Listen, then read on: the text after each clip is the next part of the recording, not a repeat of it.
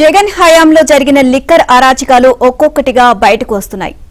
ఎవరెంత తిన్నారో కూడా త్వరలోనే బయటకు వస్తుంది. వాటన్నిటికీ మించి ఇప్పుడు మద్యం విక్రయాలను గాడిలో పెట్టడమేలా అన్నది పెద్ద ప్రశ్నగా మారింది.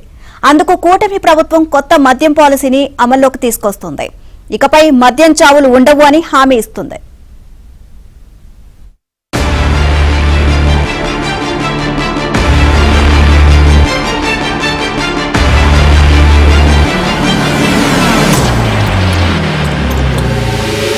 మద్యం కుంభకోణంలో ఎన్నో సంచలన ఆధారాలు బయటపడుతున్నాయి. సిట్ దర్యాప్తు ఇప్పుడిప్పుడే ఓ కొలిక్కి వస్తోంది. వైసీపీ మాజీ ఎమ్మెల్యే చెవిరెడ్డి భాస్కర్ రెడ్డి ముఖ్య అనుచరుడు వెంకటేష్ నాయుడు లీలలకు సంబంధించిన చిత్రాలు హల్చల్ చేస్తున్నాయి. ఎన్నికల అఫిడవిట్ ప్రకారం 5 లక్షల ఆదాయం కూడా లేని వెంకటేష్ నాయుడుకు కోట్లాది రూపాయలు ఎక్కడి నుంచి వచ్చాయంటే మద్యం సొమ్మేనని తేలిపోయింది. వెంకటేష్ నాయుడు బాలీవుడ్, టాలీవుడ్ హీరోయిన్లతో ప్రత్యేక విమానాల్లో చక్కర్లు కొడుతున్న ఫోటోలు సోషల్ మీడియాలో వైరల్ అయ్యాయి. వెంకటేష్ నాయుడు కనిపించే వీడియోలో ఉన్న నగదుకు సంబంధించి వైసీపీ వాళ్లు రోతపత్రిక చేస్తున్న వాదనలో పసలేదని తేలిపోయింది. పిల్లి కళ్లు మూసుకుని పాలు తాగినట్లుగా వారి ప్రవర్తన ఉంది. ఇది హైదరాబాద్ శివార్లలో ఫామ్ హౌస్ లో జరిగిన 11 కోట్ల నగదు కోర్టు పరిధిలో ఉంది. రాజ్ కసిరెడ్డి దగ్గర నుంచి అందరూ తప్పించుకునే ప్రయత్నంలోనే ఉన్నారు. భారీగా నగదు పట్టుబట్టంతో లిక్కర్ మాఫియాకు ఊపిరి ఆడటం లేదు.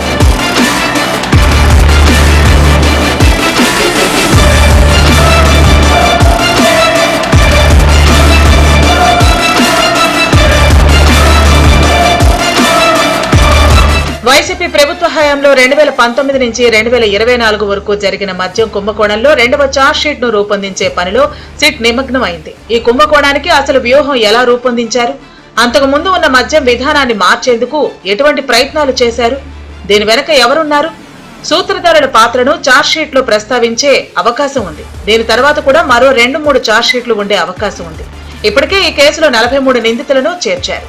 ఇటీవల సిట్ అధిపతి రాజశేఖర్ బాబు తమ అధికారులతో నిర్వహించిన భేటీలో కొత్తగా 4 నిందితుల పేర్లను చెప్పినట్టు తెలిసింది.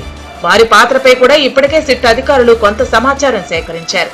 మిథున్ రెడ్డిని అరెస్టు చేయకముందు 11 మందిని ఈ కేసులో సిట్ అధికారులు అదుపులోకి తీసుకున్నారు. ప్రిలిమినరీ ఛార్జ్షీట్ లో వీరి పాత్రపై ఇప్పటికే ప్రస్తావన ఉంది. మిథున్ రెడ్డితో పాటు ఈ కుంభకోణానికి వ్యూహం రూపొందించిన వారి పాత్రపై ఇప్పటికే సిట్ అధికారులు వివరాలు సేకరించారు. వీరు ఎక్కడెక్కడ సమావేశం అయింది, వీరికి అసలు పాత విధానాన్ని మార్చి ప్రభుత్వమే మద్యం వ్యాపారం చేయాలనే ఐడియా ఎవరిచ్చారు అనే అంశంపై కూడా సిట్ దృష్టి సారించింది. పాత విధానంలో అంటే లిక్కర్ షాపులు ప్రైవేట్ వ్యాపారులకు లాటరీ విధానంలో ఇస్తే అవినీతికి ఆస్కారం ఉండే ప్రశ్నే లేదు. అందువలన ప్రభుత్వమే మద్యం వ్యాపారం నిర్వహించాలనే నిర్ణయానికి వచ్చారని కూడా చెబుతున్నారు. దీనివలన ఆదాయం పెరుగుతుందని కలరింగిచ్చి ముడుపుల బాగోతానికి తెరలేపారని కూడా అంటున్నారు. పేరున్న బహుళజాతి కంపెనీల బ్రాండ్లను తొక్కిపెట్టి రాష్ట్రంలో డిస్టిలరీల వద్ద తయారయ్యే నాసిరకం బ్రాండ్లను తెర మీదకు తెచ్చారని కూడా సిట్ అధికారులకు బలమైన సాక్ష్యాలు దొరికాయి.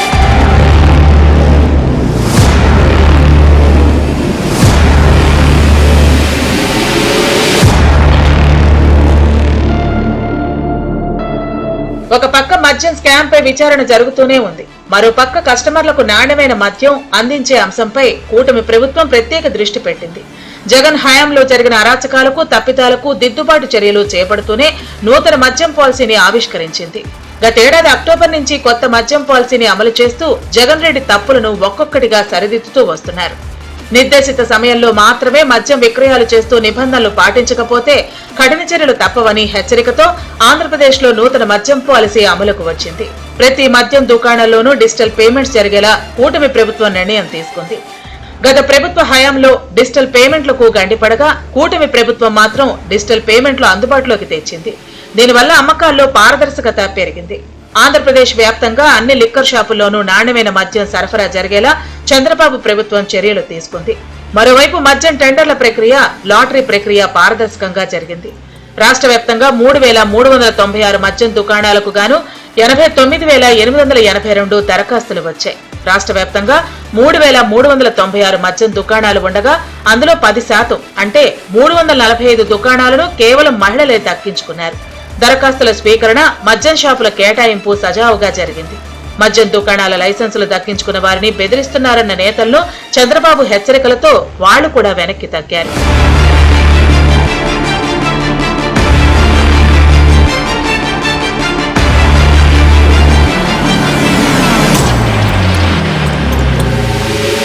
ఏపీ ప్రభుత్వం అమలు చేస్తున్న నూతన మద్యం విధానం రాష్ట్ర ఖజానాకు కాసులు కురిపిస్తూ ఉండగా పొరుగు రాష్ట్రాల ఆదాయంపై తీవ్ర ప్రభావం చూపుతోంది. తక్కువ ధరకే నాణ్యమైన మద్యం విక్రయించేలా కూటమి ప్రభుత్వం తీసుకున్న నిర్ణయంతో తెలంగాణ, కర్ణాటక రాష్ట్రాలకు మద్యం ఆదాయం భారీగా తగ్గిపోయింది. తెలంగాణలో సుదీర్ఘ సరిహద్దును పంచుకుంటున్న ఎన్టీఆర్ జిల్లాలోని జగ్గైపేటలో మద్యం అమ్మకాలు భారీగా పెరిగాయి.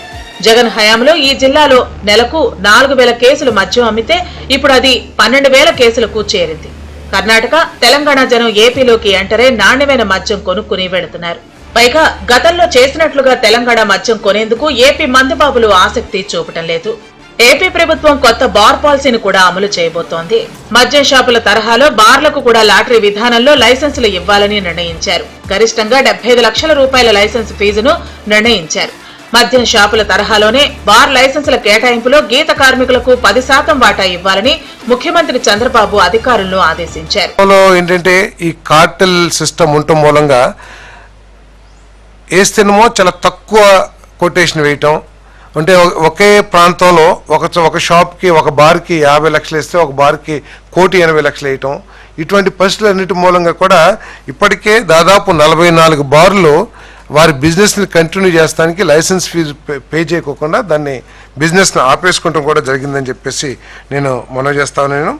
మరి పక్క రాష్ట్రాల్లో ఈ విధానాలు బార్ పాలసీలు ఏ విధంగా ఉన్నాయి వాటన్నిటిని కూడా పరిశీలించి మరి లాట్స్ ద్వారా అంటే లాటరీ ద్వారా ఈ సెలక్షన్ చేయాలని చెప్పేసి నిర్ణయించడం జరిగిందని చెప్పేసి మనం చేస్తాను.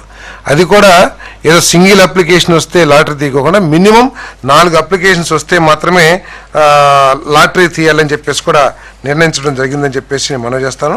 మద్యం విక్రయాల్లో లొసుగులను ప్రభుత్వం తొలగించగలిగింది. ఇప్పటి వరకు 12 జిల్లాలను నాటుసారా రహిత ప్రాంతాలుగా ప్రకటించారు. సెప్టెంబర్ నాటికి అన్ని జిల్లాలు నాటుసారా రహితంగా తయారవుతాయి. దీనివల్ల మందుబాబుల ఆరోగ్యాన్ని కాపాడిన వారవుతారు. ఈలోపే మద్యం స్కామ్ విచారణ కూడా ఓ కొలికి వస్తే మంచిదన్న అభిప్రాయం వ్యక్తమవుతోంది.